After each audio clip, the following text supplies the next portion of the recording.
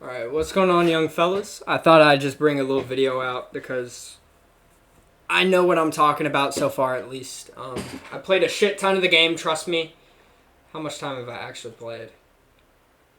So I played 1 day, 1 hour, 30 minutes so far, 179 games. Oh wow, I have a 1.9 win loss. I play solo, by the way, that's pretty good. So yeah. I'm going to go and try and show some of the best loadouts in the game. I generally have a good idea of what the best guns are, but it's all preference, as everybody tells you. But, if your preference is a shotgun, for instance, wait. Yeah, if your preference is any one of these guns, go fuck yourself. Okay, so let's hop into it. My favorite gun in the game is the MP7. It's fucking awesome. It's not overpowered, I would say. It's just really versatile. Good at close range, good at medium range, good at long range, but amazing at nothing. It's actually amazing at long range, but we'll get into that.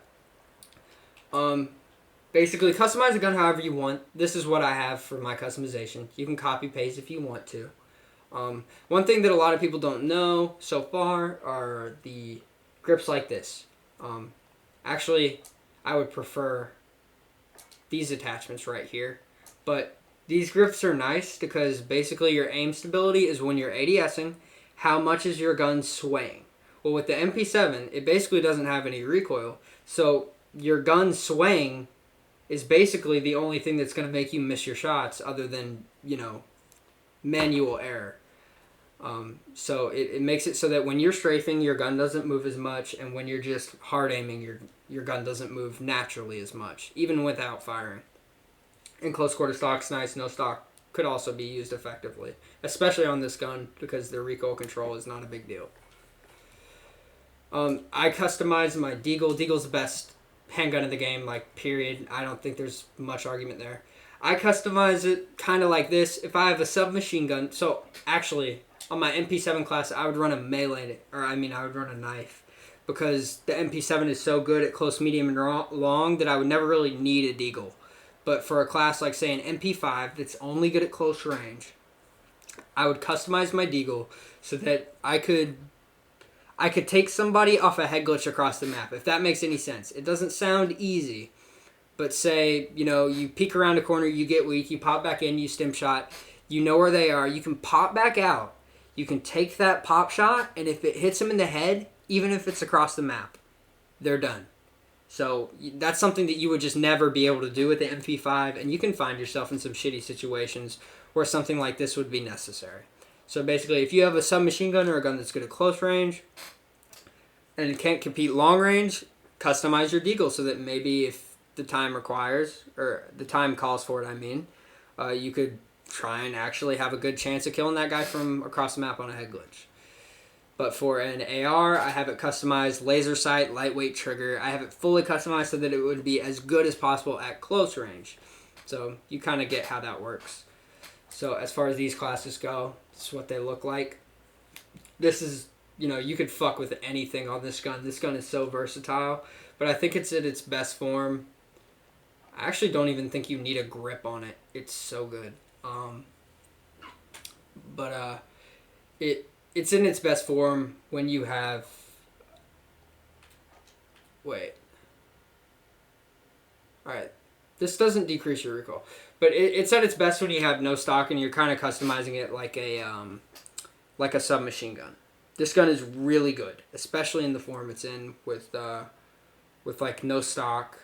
It can still beam across the map, and it's still really effective close range. It's just giving you lots and lots of mobility and all that. As far as the AUG, I think the AUG might be the best gun in the game. I'm not fucking kidding you. This is how I have it set up. If you haven't tried this gun, go shoot some bots. It's ridiculous. It is so good. Of course, what makes the gun is the 5.56 NATO, so it's no longer at this point a submachine gun. It's an AR, which is kind of confusing, but it's a conversion. This is the M4 class I have. I don't really use the M4. I don't know what level mine is, but it's in the 30s, I think. It's kind of like the situation with the ICR and BO4 where everybody's complaining, oh, the ICR is so good.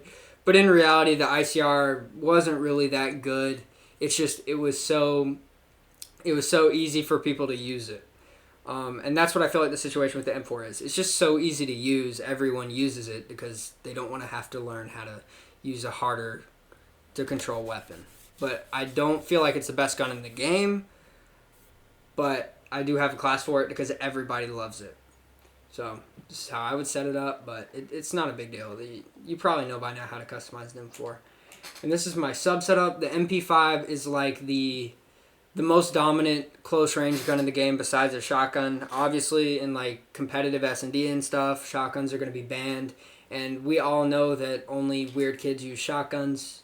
So, yeah, there's that.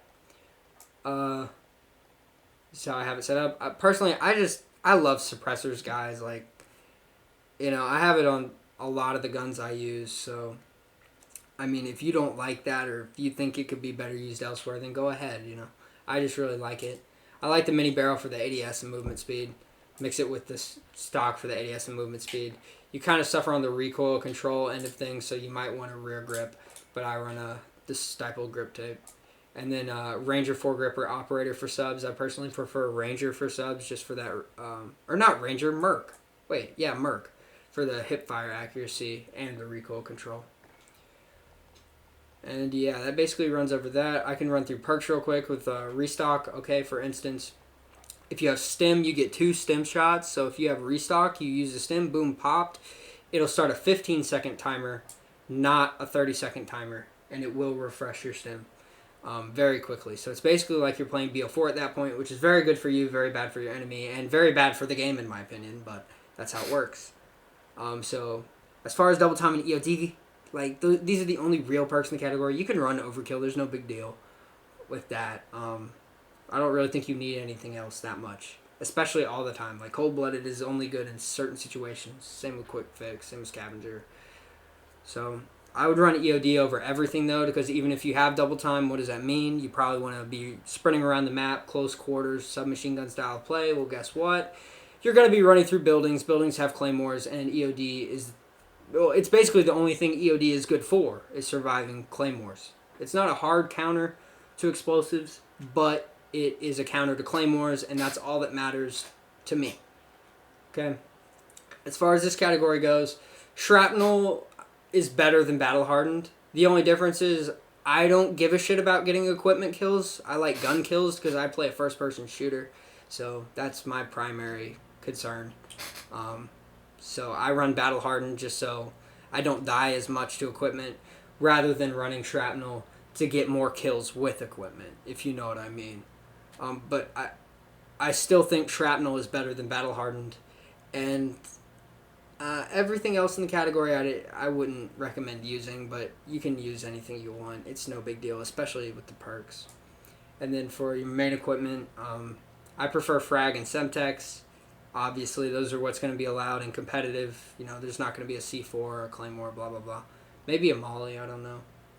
But yeah, you can use what you want. Just remember, if you use Proximity Mine or Claymore or C4, then no one will respect you and your family will abandon you. And yeah, as far as nades go, Stim is the best, but it's going to be banned in comp. No doubt about that. It probably already is. There's no way it isn't. So if I'm not running Stim, I would run Flash. The reason I would run a Flash over a Stun is because they throw at the same speed, and Flashes are way better. Like, that's basically the whole reason.